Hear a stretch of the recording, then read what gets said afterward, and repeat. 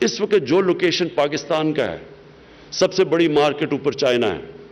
اگر ہندوستان سے تعلقات ٹھیک ہو گئے تو دنیا کی سیکنڈ بگیسٹ مارکیٹ وہ ہے. وہ میں یہ امید ضرور رکھتا ہوں کہ یہ جو تکبر ہے ہندوستان کے، یہ کوئی لیڈرشپ کے اندر یہ جائے، ان کو کوئی غلط فہمی ہے. ہم ان سے جب دوستی کرنا چاہتے ہیں، ہم اس لیے سمجھتے ہیں کہ سب سے زیادہ اگر ہمارے تعلقات اچھے ہو جائیں تو یہ برے صغیر میں غربت کم ہوگی، تجارت شروع ہو جائے گی.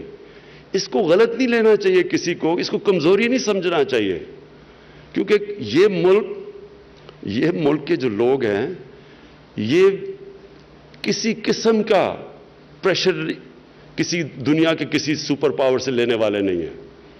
جب اگر اس طرح کی دھمکیاں دیں گے تو یہ تو ہم ساری قوم کھڑی ہے، مقابلہ کرنے کے کھڑے ہیں، اینڈ تک کھڑے ہیں.